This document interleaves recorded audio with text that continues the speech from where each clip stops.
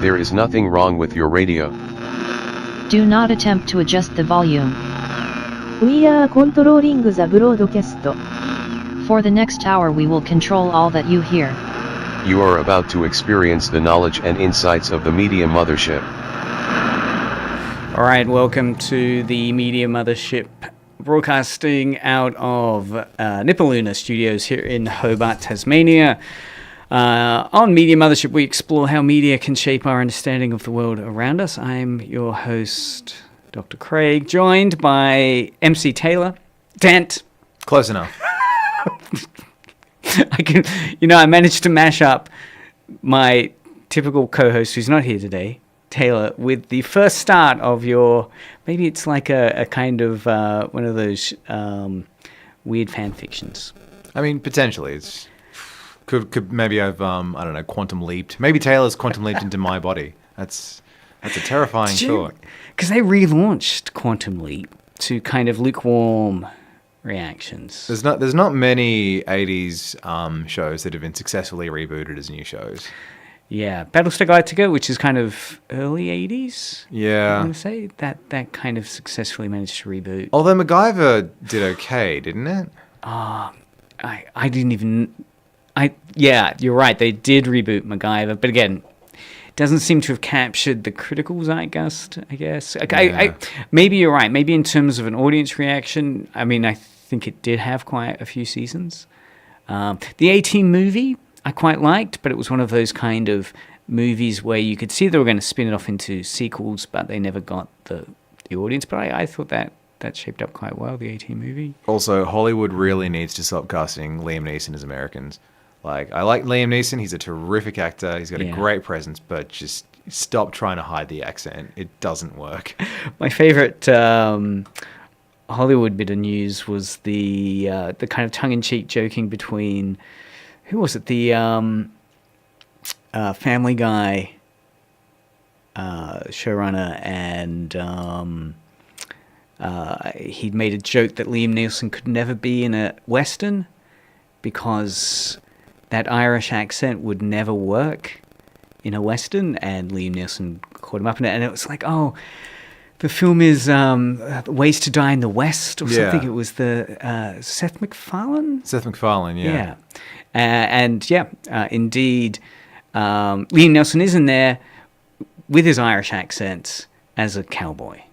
And a lukewarm reaction. I have vague memories of watching it, but I'm thinking maybe I just saw it on YouTube as a condensed set of clips. It's one of those films where it's like, I think I watched that as a condensed set of clips on YouTube that's uncommented. I find that's the best way to consume anything that Seth MacFarlane makes. Well, we are here to help you consume wrestling, WWE, a little bit of WrestleMania. So as we're discussing today's exciting wrestling material with our expert, MC Dent. Expert is a stretch. You've definitely seen more than most people I know, and you're passionate, which counts for a lot. I've only been into it for like the last sort of like year or so. And trying to catch up on 40 plus years of history has been a challenge. Well, which is normally the huge learning curve, right? I mean, that early learning curve can be really exciting to get into. Do shoot us a message, SMS on 0488811707 if you do have any comments. Hopefully the audio is okay. I don't know, I'm hearing gremlins in my system. Are your headphones okay? It reminds me of when you used to have like a mobile phone next to a dial-up internet router. Yes. Occasionally I'll get this weird dial-up router sound. Yeah. Maybe that's the audioscape I'm trying to create accidentally on today's show. Definitely gremlins in what I've plugged into the Edge radio equipment today. Because, as people know, I try to stream on air as well, so I'm streaming on YouTube and Twitch. So do feel free to jump into YouTube or Twitch as well if you'd like to comment. So without any further ado, let's click over to the first topic. Yeah, with a bit of musical recharging there to signpost. We're doing the next topic now, which is a little bit of news. So wrestling news, I was trying to see what wrestling news is there at the moment. There's not too much probably to comment on what I've come across. The most salacious bit of news, of course, is yesterday the Department of Justice has now opened officially its investigation into Vince McMahon and WWE. And the subheading there is the DOG, Department of DOJ. Justice. Sorry, DOG. Not the dog. Which they really missed that acronym possibility. The Department of Groovy Justice. Anyway. I used to work in a call center, and we had a specialist technical team, so STT, and eventually all of them got sacked except for one of them, and I was like, so now he's a specialist technical individual, but that So it's not really a team. that acronym did not catch on. So that would be the. So what was the acronym? It was the Specialist technical individual. STI. STI. Yeah. Okay. That. Yeah. Lands tragically. Yeah.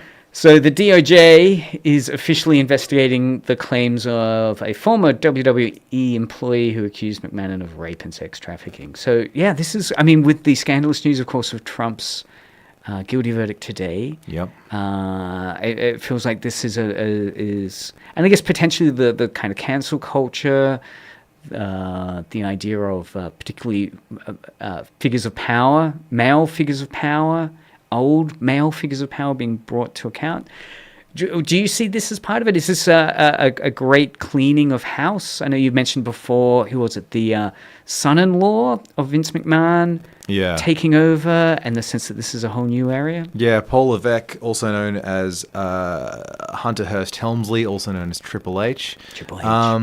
When at WrestleMania 40, which was not long after McMahon essentially got pressured into resigning because of his, accusations of sex trafficking. Also, trigger warning. I'm sorry, we're probably a couple of minutes too late for that. But that's true. Yeah, if you do have difficulties or concerns, please do a Google search. Take care of yourself. Yes. But regardless, so essentially a huge part of the build-up to WrestleMania 40 and a huge part about the payoff of WrestleMania 40 is that it is the Paul Levesque era. Triple H is in charge of the booking now. People have been waiting a very long time for this because McMahon's not had any rivals for 20 years. So essentially, he could do whatever he wanted. He had carte blanche. He didn't have to listen to fans, and fans were getting very sick of the stories he was telling. Kind of Game of Thrones, dictatorship, medieval, feudal style. It's like you're either with me or against me. And basically. I mean, people have been fired for coughing near him. If people don't do exactly what he wants, he'll fire them. And he has made a lot of the women on the roster do extremely degrading things, which he thinks are amusing for some reason. So again, it's a really interesting time to jump into WWE. I mean, the other bit of news, there's been Polygon wrote an article about it recently, and The Verge wrote an article recently about Netflix and the shift that Netflix has made into working with WWE. And the Verge article is quite interesting because it talks about that complete contrast where Netflix initially set itself up as wanting to be like HBO, creating quality golden age, or the best TV possible. But this WWE shift is a real tonal change, it seems. Have you thought much about the Netflix WWE connection? Is this a really exciting way to engage with WWE at the moment? I think it's a logical progression because wrestling has always been something that's viewed on cable television.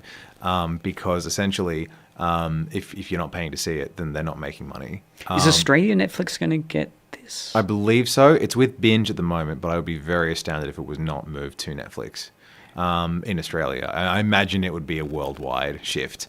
But this essentially shifts to what is the modern cable TV, model, which is streaming services. You pay to watch stuff on streaming services. So back in high school, my best friend was obsessed with wrestling. I didn't watch it because I didn't have cable, but I heard all about it, all the stories, all the updates. He'd literally if he was king in handball, he would start doing the dance that The Rock does before he warms up the people's elbow. So I knew all about what was happening, but I never saw any of it. And that's what's been interesting Yeah. about getting into it quite recently, because with Reliving the War, that series that I watched, actually going back and reviewing all of the stuff from the late 90s, early 2000s, finally getting to see it, all this stuff that I've heard about. I'm like, wow, this is what it looked like. Fascinating. Because WWE, WrestleMania, it is one of those spaces which, much like Star Wars, even if you've never watched Star Wars, it has immersed so much into the culture that you're kind of familiar with some of the big names. Well, and I guess some of the big names are now transitioned into Hollywood and have still brought part of their wrestling personality, or they're discussed in terms of having been ex-wrestlers like The Rock. In fact, it was fascinating as someone that only really knew The Rock post-wrestling, like in his Hollywood career, to hear when he'd come back. You were talking last show 2 weeks ago when he was brought back into wrestling, and his kind of the discourse around Rock's re-entrance into wrestling. At one level, people saying kind of didn't go according to the script, in terms of it seemed that The Rock had set itself up as the hero or as this kind of celebrity, and quickly the fans turned against him. Yeah, he thought that he could just come back and become the main good guy of the company and challenge the main villain at WrestleMania, which is the biggest live event of the year for WWE every single year. When the fans historically despise it when part-timers take opportunities that could be given to people who are on the roster every single week. And they've been building up that story with Cody Rhodes, who'd been the face of the company for a little over a year as the main good guy. And he was wrestling every week, and they were very, very clearly telegraphing that he was going to win at WrestleMania against his arch enemy Roman Reigns. Yeah. And people were furious that The Rock tried to take that away from him. In real life, and again, because WWE, like all professional wrestling, the outcomes are predetermined. It's all staged, even though a lot of the stuff that they do is exceptionally dangerous. It's all staged, but often there's so much crossover between the storylines and also what happens in real life. Because in the late 1990s, Triple H, the current head booker, and The Rock were arch enemies. They were each other's biggest rival, and now they're the two guys who are competing at the very top of running the business. So it's just because they both wanted different things. They were trying to push the product in different directions. It's just fascinating, just the extent to which art has imitated life, or rather, life has imitated art. Yeah, it's a fascinating convergence, I guess, there of so many identities. I guess you've got the celebrity identity, the kind of constructedness of that. Then you've got wrestling itself, pro wrestling, with the idea that people are also enjoying the story that's coming out of these challenges. And then inevitably, I mean, it's what must be so entertaining also about reading some of the news sources and information sources about wrestling, the kind of behind the scenes troubles or conflicts which are there, which then add more flavor to the performed troubles which are happening. You've mentioned in the past some really useful sources people can go to start their homework on WWE. What are some of the sources? You mentioned a newsletter, for instance. Yeah, the Wrestling Observer newsletter, which it's operated for about 45 years now, since the late 1970s. It's been written by Dave Meltzer the entire time. So Dave Meltzer, he's a sports journalist who specializes in combat sports.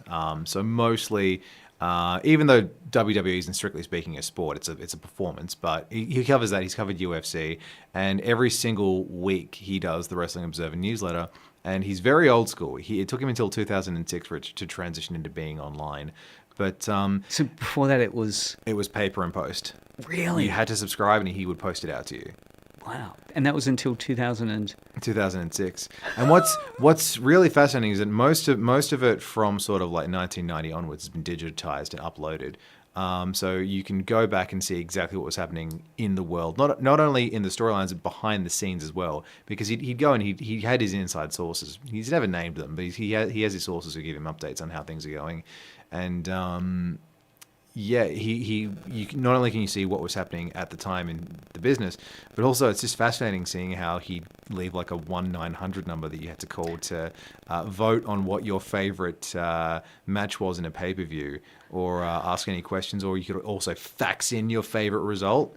That old school audience participation, Yeah. getting polls going, so much more difficult than today's, Facebook poll. What's his current framework for creating polls and audience interaction? Oh, it's all done. It's all done online. So I don't think he has a huge amount to do with it because it's combined. The Wrestling Observer newsletter has combined with Figure 4 Weekly, which is that's a website which has a podcast and various other. It has written reviews as well, but it's a lot more sort of multimedia than the Wrestling Observer newsletter, which is strictly speaking a newsletter. They're called dirt sheets in the industry because they're newsletters that have a whole bunch of insider gossip and dirt with what's going on. But they've combined together, so you can find the Wrestling Observer newsletter on the Figure 4 Online website. Figure 4 Online, not Figure 4 Weekly, sorry, Figure 4 Online, which is named after Ric Flair's signature submission hold. Ric Flair being widely regarded as one of the greatest wrestlers of all time. Yes. And someone who really should have retired a long time ago because he wrestled until he had his final match when he was 73. And it's ancient. They could look. Without being ageist, they could not use smoke and mirrors to hide the fact that he just did not look healthy. But still, I mean, I guess for the amount of beating a body like that has gone through. Yeah, absolutely. But what's really interesting is that similar to film reviews, Dave Meltzer, when he's writing the Wrestling Observer newsletter, he'll give every match in a pay-per-view a rating out of 5. And so there is a huge mystique around what he deems to be 5-star matches, the very best of the best, and his reasons for saying that they are 5-star matches. And what's any particular things going on at the moment in that? He's sort of gone through swings and roundabouts in that he was very sort of loath to give out 5-star matches to WWE throughout the 2000s. There were no 5-star matches in the 2000s. I think there were only 3 in the 1990s. Wow. And it took until 2011 for them to get another 5-star match, which was one with, oddly enough, with John Cena, who everyone says can't wrestle for toffee. He had a match with CM Punk, who was an indie darling, and the fans have always loved him. And that was one of the earliest Money in the Banks that people loved.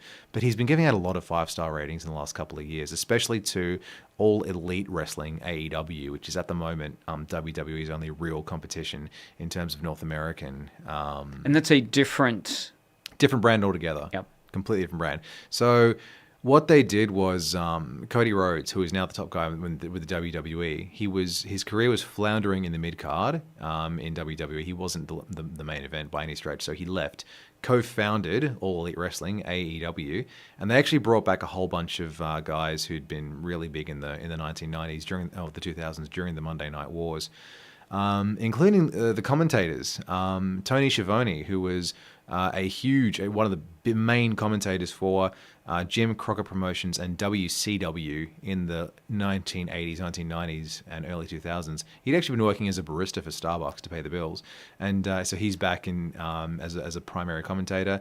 Jim Ross, who worked with WCW in the 80s and WWF, the then WWF for most of the 90s and the early 2000s. Wow. They do commentary together, which is it's just terrific, just how much passion they still have for it.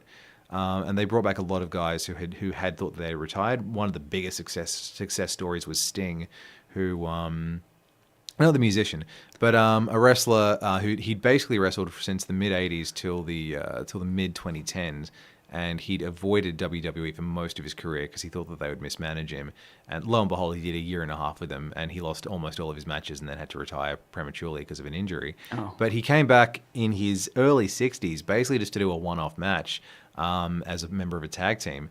And his partner, who was in his 20s, they basically just were sparring for funsies at Sting's home ring. And his partner said, "Why don't you just come back and do this again? You're terrific." So wow. And Sting is someone who throughout his career had always been in real life he's quite he's a nice mellow guy, so he's completely unsuited to all the politicking that goes on, and he'd lose titles, he'd have opportunities he had his thunder stolen more times than you could possibly count. And what was really great about AEW, his run in AEW, is that because it was people who'd sort of grown up watching him doing the booking, he was always treated as this highly respected legend of the ring. And he didn't lose a single match. More to the point, it's an unwritten rule that wrestlers always lose their final match to help their younger opponents look more impressive moving forwards. And he actually said, I'm happy to go out on my back and get pinned clean in the ring. And AEW went, no. You are going out as a champion. You are retiring undefeated in our company. Wow. Because you've been messed over so many times. We want you to go out with some dignity. Which is very rare, as you're saying. It is becoming less rare. There have been a few instances quite recently where an older wrestler has gone out on top, which is, there's some discussion about whether or not it's the correct decision. Another example that's happened quite recently was Stone Cold Steve Austin came out of retirement after 19 years to have one final match at WrestleMania 38, and against Kevin Owens, who's it's super popular. He's very, very stout but extremely acrobatic, and the audiences really love him, and he's really good at playing a heel. He can play a bad guy really well or a good guy really well. So the heel is the bad guy, and the face is the good guy. Although it's not even that they're good guys and bad guys. You're expected to boo heels and cheer faces. Yes. So sometimes you've had really pious, self-righteous dudes as heels and like lovable anti-villains as faces. But essentially, the story they were telling, because it was happening in the match that WrestleMania that year was in Texas. Stone Cold Steve Austin is very well known as being a Texan. His nickname's the Bionic Redneck, and so basically the story there was that Kevin Owens essentially picked a fight with all of Texas, insulted it non-stop in the build-up because it's extremely nationalistic, and Kevin Owens is French Canadian. So essentially, the story they built up, him goading this old hero out of retirement, there was simply no way that he could have won that and it not ended in a huge backlash. But everyone basically, ended up, and again, the fourth wall is so fragile, it's so strange, but Kevin Owens got a huge amount of respect, even though he lost that match. He got a ton of respect because he's basically the only person because Austin has a ton of injuries. He had to retire at 38 because of a neck injury.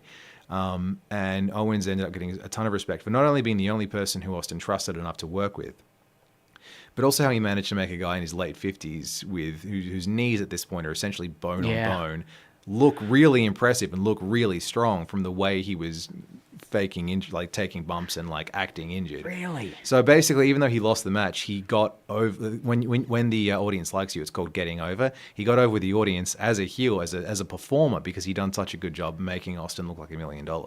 Wow. Again, because a lot of that's lost when you watch a movie and you see a stuntman doing something similar for the actor, making the actor look good on that particular shoot. But the stuntman's efforts are often forgotten, lost. It's interesting that in wrestling, the literacy around making the other guy look good by appropriately reacting in pain or taking a blow more dramatically than it seems. Yeah. In fact, it was hilarious 2 weeks ago when you were talking about how that can also be overdone deliberately as well with that was the Hulk Hogan match which came out here. Oh, yeah. Shawn Michaels versus Hulk Hogan at SummerSlam. I think it was in 2004. It was supposed to be a trilogy where they each won a couple of matches. I don't know who the ultimate winner was supposed to be, but Hulk Hogan reneged on that and just decided, let's just do one match and I'm going to win it. And so Shawn Michaels was described by one reviewer as a human slinky, basically just bouncing all over the ring. And it's very fondly regarded as a performance, but everyone agrees it's a terrible match, but it's impossible to watch it without bursting out laughing. Some of the best slapstick you'll ever see. And again, that kind of literacy and understanding of the wrestling mechanics pays off. Yeah. Because of, not only seeing how, a good defeated wrestler that's scripted to be defeated can perform that really elegantly, but also if it's done overboard in a knowing way, I guess, to themselves. Maybe, Hulk Hogan wouldn't have been in on that in terms of that would have been something that was kind of deliberately politically done to set up the ridiculousness of that demand. Yeah, he's visibly angry throughout the match. Oh, really? Hulk Hogan was aware halfway through that. Well, because Shawn Michaels was trying to selling it. In real life, it's like, let's call them by their real names. Michael Hickenbottom was trying to humiliate Terry Bollea. It's not so much...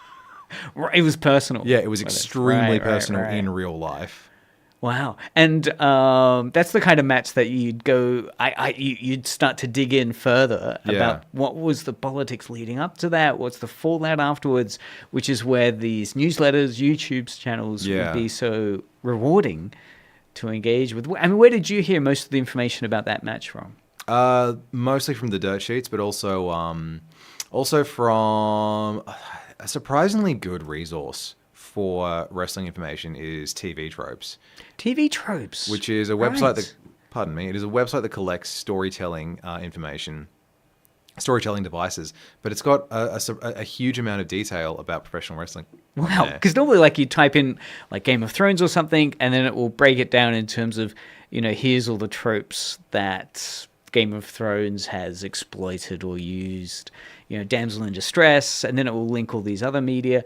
But wrestling is also incorporated with sophisticated cliches and kind storytelling devices. Right. So you'll dip into TV Tropes. Yeah. How granular is it? Can you look at particular wrestlers and matches, or? Absolutely. There's only a few matches that have their own pages. Most, like all the really big wrestlers have their own pages. The big pay-per-views have their own pages. There's like evaluations of like best like awesome moments. So TV Tropes will have things like awesome moments, like something happens that's really cool, funny moments, something happens that's really funny, heartwarming moments, something that makes you feel all warm and fuzzy, and tearjerker, which is like really sad moments.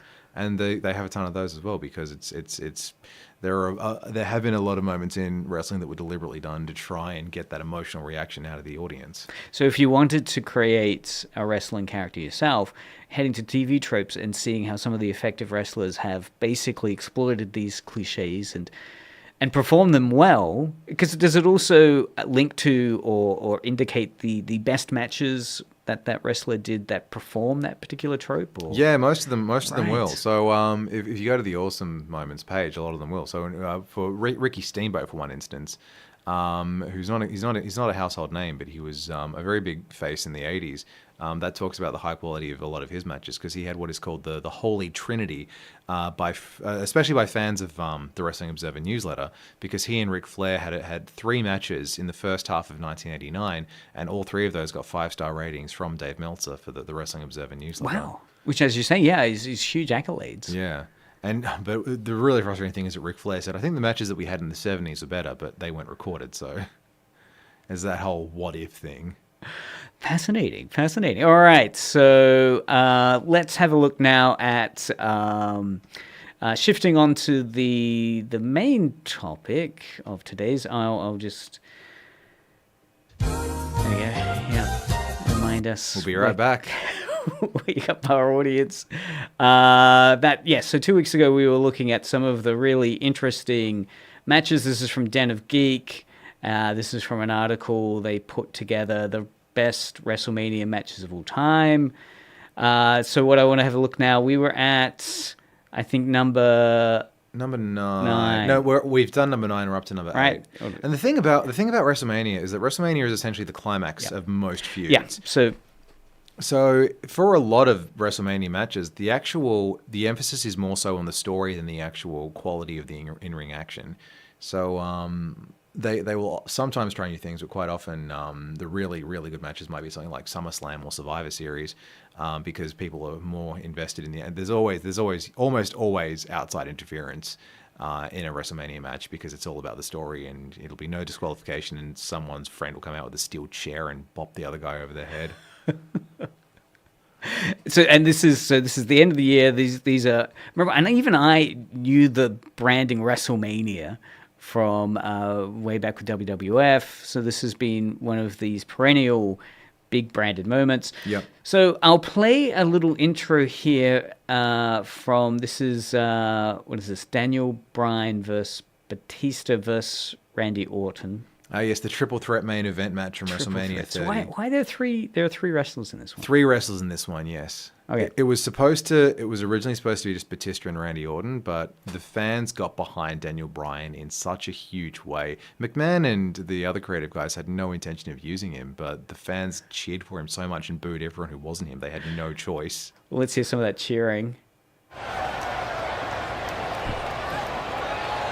no. Randy Orton. Is he going to that place?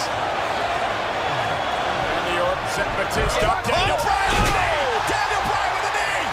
Marks down. So what we're watching here, what is the drama that's unfolding? The drama that's unfolding is that whoever gets the pin will be I believe this was for the Undisputed Championship.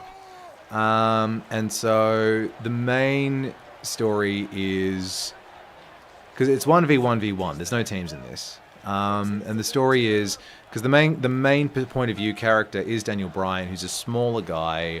He's not he's not the kind of monster or superhero that they'd normally go to. Because Vince McMahon, when he was in charge for those 39 years, colossal fan of muscle-bound superheroes. He always went for big guys, and Daniel Bryan is not a big guy. Like, he's obviously very athletic. I was trying to say aesthetic, but it's more athletic than aesthetic, because he's like a bit more lithe.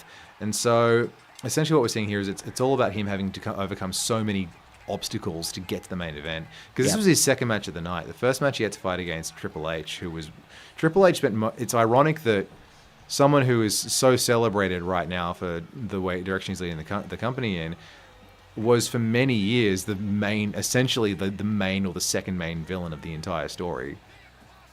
Wow. Triple H has always worked best when he's been the main heel that the faces have to overcome. Really? There are a couple of times where he tried to make himself the main character, and he's been referred to as the Reign of Terror. He was very well known for being extremely jealous of anyone who might threaten his spot in real life. And so if he thought anyone might take his attention or his spotlight, then he would just bury them and try to crush them and make them look weak. And I noticed in the crowd there was an Australian flag. Is there much international fandom that come to these events with flags and so forth? And so I could not tell you what the numbers are, but people will travel from all over the world to go to WrestleMania. So here we have two belts. Yes, I believe it was the World Heavyweight Championship. I think it was a belt unification. I haven't seen this one. I can't tell you off the top of my head. I do know some of the story around it, and essentially his fandom was called the Yes Movement because of his habit of pointing out both fingers up in the air, up and down, going yes, yes, and the audience would chant yes with him. Well, that's positive, I guess. I mean, yeah, you don't even know. All right, so the number 7 one is Bianca Belair versus Sasha Banks, and we covered Bianca Belair. Is she the Bianca Belair is at the moment one of the main tag champions, but she's a terrific performer. She has really long braided hair that she weaponizes her hair, like she'll whip people with it. So this is WrestleMania 35. 37. 37. Oh right, yeah. Thankfully, WrestleMania 37, coronation of Bianca Belair, fulfilled the potential of what a WrestleMania main event should be. These two put on what might still be WrestleMania's greatest women's match ever. There's an awesome story about how the two overly confident women butting heads. On one side, it's Sasha realizing that she's up against and becoming increasingly frazzled and frustrated. On the other side, Bianca is able to get under Sasha's skin, but that only makes her overconfident and susceptible to letting her guard down. Not to mention, there is a lot of awesome offensive and defensive use of Bianca's braid, as you're saying. Right, including when it culminates in a thunderous whip from the hair that signals how this amazing bout is all but over. Holy cow. And this was, 37 was the year where there was no one in the audience. Really? Oh, right, because of COVID. Is right, that? Right. Sorry, we're jumping to that's so good. Nothing. Oh, yeah, Royal Rumble 2022.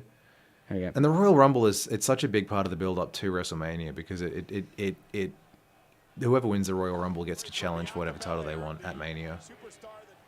Right. Wow. Is this a match that has much discussion? Have you jumped in to watch this one, or? I haven't seen this one either. I haven't seen a huge amount of stuff from the 10s or the early 2020s. I really should go back and watch this one because Bianca Belair is doing great stuff as a tag team champion right now. And Sasha Banks, she ended up jumping ship to AEW. Right. I don't think she was getting treated particularly well. All right. So this next one looks like a one even I would know. Steve Austin versus The Rock in WrestleMania 14. 19. 19, jeez. Okay, yep, you're right. XIX. It's not XIV. Yes. XIX. This is the third installment in their WrestleMania trilogy. Right. So, let's get through this. All right. There's some serious backstory to this one. Right. Because so essentially the night before WrestleMania 19, so essentially Stone Cold Steve Austin had a horrible injury in 1997 where he got dropped on his head. That's horrible. That's like concussion and vertebrae damage. And... Yeah, I think it bruised part of his spinal column. And he got dropped on his head. And did he still had to do more? Or? Yeah, he's actually said that the first thing he thought of was Christopher Reeve. Oh my gosh! And he basically had just enough energy to mime knocking the other guy over and pinning him. So he won the match, but really? So he still had to finish the match, yeah. But he had to get dragged out by 4 referees. And this all gets choreographed, right? And so this is one of these moments that breaks that illusion of it's safe and actually shows you that sometimes actually real damage can occur. The ultimate horror of it is that his opponent, Owen Hart, because it was a pile driver, which is you hold the other dude upside down, you pretend to smash his head into the floor. It's perfectly safe if you land on the knees, but Owen Hart landed on his rear. And Austin kept on saying, "Please land on your knees so that I don't have my head smashed in the mat." And Hart said, "No, I'll be right. I can do it." And so he lands on his rear and smashes Austin's head into the mat, which completely changed Austin's style and led to a series of. He took a year off to get spinal fusion surgery at one point, but he basically was a really great technical wrestler and then had to go for basically full-time brawling because his body couldn't handle it. Right. So now the Mania 19 match against The Rock, he's dealt with creative burnout. He's dealt with all these horrible injuries. His knees are just shot to pieces. He's got back problems, neck problems. And to deal with all this stress, he's been drinking tons of caffeine. He's been drinking way too much alcohol. And he'd actually been hospitalized the night before. What? Because he said what he had was essentially an anxiety attack times 1,000. He was going to have a heart attack. And he wasn't medically cleared to wrestle. But he'd beaten The Rock in their encounters at 15 and 17. He said, "I owe it to The Rock. I have to go out there and lose to The Rock." Because the Rock story at that point was he was Hollywood Rock. He was a heel who thought that the WWE was beneath him. And his story was he was obsessed with beating Stone Cold Steve Austin at WrestleMania. So at this point, The Rock had, of course, previously been in the, The Mummy 3? CG? Mummy 2, yeah. 2? Mummy Returns. And that was, I guess, the big breakout. Yeah, and role. also Welcome to the Jungle. And then you had him lead. So is this before or after Welcome to the Jungle? It's a little bit after, because I believe that was like 2002, and this was a year or so after. And his performance there was great. I love that movie, Welcome to the Jungle. Okay, so this is after that. Yeah. So they're both leaving. So Austin's got to retire because he's so banged up, and The Rock's going to go and be in Hollywood. And so this story is very much the end. The story of the match is that it's the very end of their rivalry. The Rock is obsessed with getting his win in, and Stone Cold knows that it's over. And he throughout the match, Stone Cold does not look healthy. At the start, his eyes are all glazed over, and he's sort of breathing through his mouth, and it's like he just does not look like he should be there. What's the kind of post-action report on this? I mean, the Dirt Peepers, how have they unpacked this in terms of like The Rock knew what he was going into at this point? Like, even though this was happening the night before, he was in hospital. The Rock 110% knew, because you can see that he's very careful not to injure Austin. In fact, most of the matches, it's them trading each other's finishing moves. So it's largely based around finishing moves, and which will look great on TV. Yeah, but so he actually, at the very end of the match, after Austin's been pinned, and it takes 3 rock bottoms to put Austin down for good, and people have said that he politicked for it. But it's the climax of a rivalry that's been going for 6 years at this point. So it takes a lot to put Austin down for the count. And at the end of it, The Rock puts his head next to Austin's head and whispers something. Austin whispers something back, and they never said what it was until quite recently on an Instagram post. The Rock said, because his rivalry with Stone Cold Steve Austin is part of what elevated him. Mm-hmm. It does tend to get overblown a bit. In hindsight, there's a lot of revisionist history. It did help elevate The Rock, but it wasn't the only thing that did. It did give him his first main event at WrestleMania 15. But basically, what Rock said to Stone Cold was, "I cannot thank you enough for everything that you have done for me. I love you." And Stone Cold said, "I love you too." And Stone Cold's actually talked about that. A tearjerker. He's actually said, two tough-ass guys out there in front of millions of people saying they loved each other. And again, this would be on TV tropes, and it would break down with the tearjerker trope. Well, in retrospect, maybe. Tearjerker or heartwarming. And because in the story, Rock and Austin have never been friends. They've always been enemies. So for them to break character like that, and as they walk off, and Rock hugs his family. He turns around and he basically gives a nod of approval to Stone Cold. And then as Stone Cold is leaving, they play his music as well, which is so rare. Right. Normally, so both Steve Austin. So normally they only play the winner's music, but as Stone Cold is leaving, they play his music as well. Because he knew that was going to be his last match because he couldn't keep on competing with his injuries, but he did stay on the show for another year as general manager after that. But it's interesting that they chose 19 because generally people think that 17 is the best match. Yes, yet on this ranking, they've given this one as the number. It's the number 6 slot, and but though WrestleMania 17 has an ending that is just truly terrible. Yeah, well, he says, this is going to be a controversial choice as Stone Cold and The Rock mixed it up 3 different WrestleManias with WrestleMania X7. 17 usually receives all the love. It's a great main event for sure, but the booking around it is iffy. And it doesn't quite hit the landing, especially with the Texas crowd refusing to play along with Steve Austin heel turn. Because at the end of Mania 17, because Stone Cold's story after coming back from having a year off for spinal fusion was that he'd lost his top spot to The Rock, and he was desperate to get it back. He had to win that championship. So in real life, Steve Austin just likes playing a bad guy, and even though he'd been a face for a solid four years at that point, since. But he basically insisted on turning heel. And the local Texas crowd just didn't play along. It was not a good idea because Vince McMahon comes out. He pulls The Rock off Austin when Rock's trying to pin him. He gives Austin a chair. Austin literally hits The Rock 16 times with the steel chair. And he turns heel in his home state and joins... Vince McMahon was Austin's arch enemy. So he turns heel in his home state and then joins his arch enemy. And... this basically that happened and WCW closed that same week, and that ended the boom period. Wow, that was the Attitude Era because people didn't want to see Austin as a bad guy. They're just because The Rock was leaving for Hollywood, so there wasn't a main hero to cheer for. So basically, people switched off in droves. Yeah. So it then goes on to say that as for WrestleMania 15. It was also solid, but existed as little more than a pleasing catharsis in Austin regaining his title after a year of Vince McMahon messing with him, as you've said. Yeah, Rock in Mania 15 he's more of a henchman than his own guy. So their third and final meeting, which we just talked about, was special in its own way, feeling like a genuine end of an era, unlike the Undertaker vs. Triple H match in WrestleMania 10, 28, 15, 18, thank you. 28, which felt self-important. Austin's body was falling apart, and this would be the last match for nearly 20 years. The Rock had a foot out the door, but despite all his great accolades, he still felt empty due to his inability to beat Austin at the showcase of the Immortals.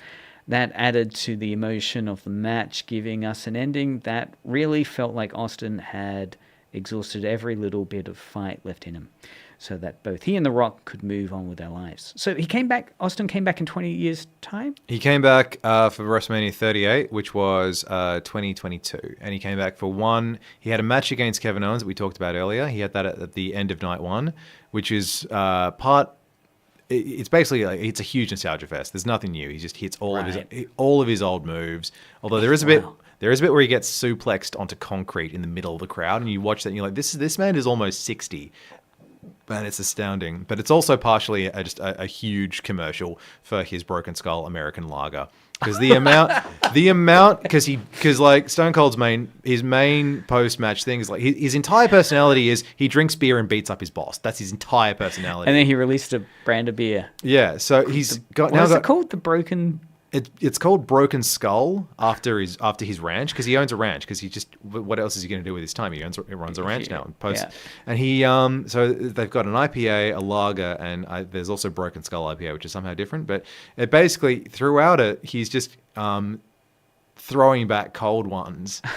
And at the end of it, and the way that he drinks beer, is hilarious. He'll hold the beer a solid foot above his mouth and crush it out of literally squeeze it out of the can, and he gets it all over himself so that he doesn't drink it and get absolutely tanked. He literally he literally spills about a case into his mouth and doesn't drink any of it. During a match? This is usually it's his post-match celebration. He'll get the beers out, but he's drinking throughout the match. And he's actually said it was because he had really dry mouth because he was like so unused to that level of physical exertion. He weaponizes at one point, like he takes it and then spits it all over Owens. It's disgusting. Oh my gosh. All right, so number 5 is Razor Ramon versus Shawn Michaels. Oh, this is the first ever ladder match at a WrestleMania event. And what does a ladder match mean? So that's when... So the story here is that Shawn Michaels throughout the 90s was this angry, bitter brat, essentially. He was a huge prima donna, and he would never lose a belt in a match. He would fake an injury, or he would say that he had depression and just drop it. And so he'd be stripped of the title. And so he forfeited the Intercontinental because the Intercontinental belt it's one you have in the middle of the card. Right. So you can have a championship match, but like halfway through the show. And so he dropped it, and his good friend Scott Hall, whose character was Razor Ramon, ended up winning it off another wrestler. And then Shawn Michaels comes back from an injury and goes, I'm the real Intercontinental champ. I never lost it. So they have 2 Intercontinental belts suspended above a ring, and you've got to climb up the ladder, and whoever grabs both is the winner. Yep. And is that a new idea to bring a ladder into... Because as we can see, that ladder gets weaponized, it gets kind of thrown around. They'd had ladder matches in Japan, and I believe they may have had some in sort of like Lucha Libre or maybe NWA. But it's only the second or third one because they'd practiced a ladder match at a house show and untelevised between Michaels and Bret Hart, just to see how much damage a ladder does, how it can be used, and seem more dangerous than it is. Because obviously it looks super dangerous, and obviously they're selling the pain really strongly. And so essentially you've got to climb the ladder, grab whatever's at the top. They always have more than one ladder these days because there's only one ladder here, and there are a couple of moments where it buckles under the weight of 2 really big dudes. And if they'd broken it, did they have a spare ladder that they could use? Right. What would they have done? But they're both great performers, but Shawn Michaels is one of the best ever, and this has been described as Shawn Michaels has because this is a 5-star match according to the Wrestling Observer newsletter. Gotcha, all right. And it's been described by Ric Flair as Shawn Michaels has a 5-star match with the ladder, and also Razor Ramon is in the ring. So Razor Ramon doesn't really... He's basically the straight man. It's all Shawn, because Shawn Michaels is the bad guy, and Razor Ramon, who's basically this rip-off of Tony Montana from Scarface, he's the good guy. And it's basically just Shawn does all these insane stunts, like he jumps off the ladder to do a splash onto Ramon. He gets whacked with the ladder, gets catapulted into the ladder, does all this ridiculous stuff. Gets tangled up in the ropes at one point. It's just him just doing his usual, because Shawn Michaels is an extremely airborne performer. Because like he's big, but he's not super heavy, so he could do a lot of very like floaty moves. And as you're saying, with one ladder, it gets really damaged. That ladder gets really damaged, but they still have to use that ladder to get it. Yeah. Even though the ladder is becoming more and more insecure. Yeah. Look at it, like we're watching it right now. Look at it wobbling. That looks so unsafe. Yeah. So this is again 5-star match. Yeah, you would agree in its ranking.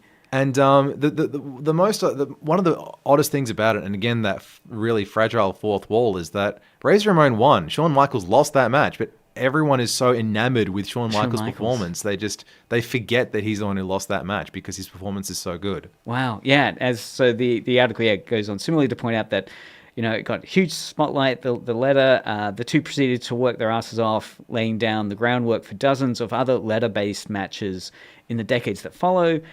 WWE even organized a rematch between the 2 a year and a half later in SummerSlam 95, but it was nowhere near as good as the first hard-hitting clash between the Heartbreak Kid and the Bad Guy. The bout did run long enough to bump a 10-man tag match off the show. Yeah, they ran overtime, and so these 10 guys who were supposed to be in a tag match, it was going to be their biggest payday of the year, and they completely missed out.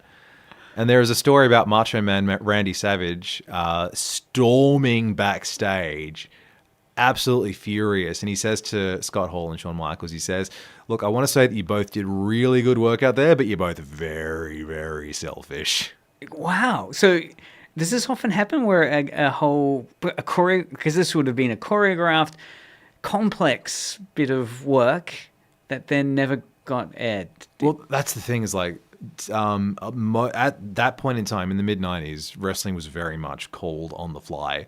So like they were largely improvised. Like guys would work together before a match. They'd plan out the major spots, but a lot of it's called in the ring where they just whisper to each other when they're in headlocks and such. But yeah, so they basically 10-man tag match just didn't happen because these guys ran over. And all that remains is the kind of the dirt rags talking about how later, the complaints that then leak out. And, wow. Well, look, you're at 5-2, so sadly we'll wrap it up at, where are we? Number 5. So we've got 4 more to go. 4 more to go. But it is exciting. And again, it's worth checking that out, the Den of Geek Top 10. And obviously they're all linked to some excellent YouTube. In fact, it was interesting to watch the Razor Ramon Shawn Michaels one, because that's actually an interview. Well, like it's their reaction shot. So it's got Shawn Michaels and Razor Ramon now watching that clip, reacting to it. So this was a couple of years ago. Scott Hall passed away from I think it was pneumonia a couple of years ago. Because it must be really entertaining to go back, to bring back these stars or these performers and get them to react to some of these amazing wrestling matches, and I guess the NDAs have gone now, and they can talk really freely about how it had gone down. Anyway, so fantastic as always, Marcus, and looking forward to in the near future, hopefully doing the last 4. It's immensely entertaining. If you are interested in wrestling, where do you go to get your wrestling fix? Is it just Bing? You can stream like literally all of WCW and all of WWE is on Binge. Everything that company owns, you can watch on Binge. Every episode of Raw, every episode of Nitro, every pay-per-view. AEW, I've tried to watch that, but it's very difficult to get it all in the one place. Or if you want to watch reviews, Wrestling with Regret is really good. Wrestling with Regret, that's a YouTube. It's a YouTube channel, where he'll break, like the Brian Zane, who is also a retired wrestler, he'll break down pay-per-views or like what makes a good wrestler. And if you want to watch a whole bunch of older, like recaps of older stuff, Wrestling Bios, Reliving the War is great because it contrasts the episodes of WWF Raw and WCW Nitro that aired at the same time slot. And then follow up with TV tropes. That is a genuine surprise. I love TV tropes, and I underuse it as a resource. And now knowing that wrestling's in there, what doesn't TV tropes have? Well, thanks again for listening. Keep listening to Edge Radio 99.3 FM. K-Pop Unlimited is going for a break, so there'll be some great Edge Radio tunes. And then after that, at 6 is Adrian's show, You Can't Sit Down. Marcus, thank you very much for joining us. Thank you for having me. It's always a pleasure. And this has been Media Mothership for another week.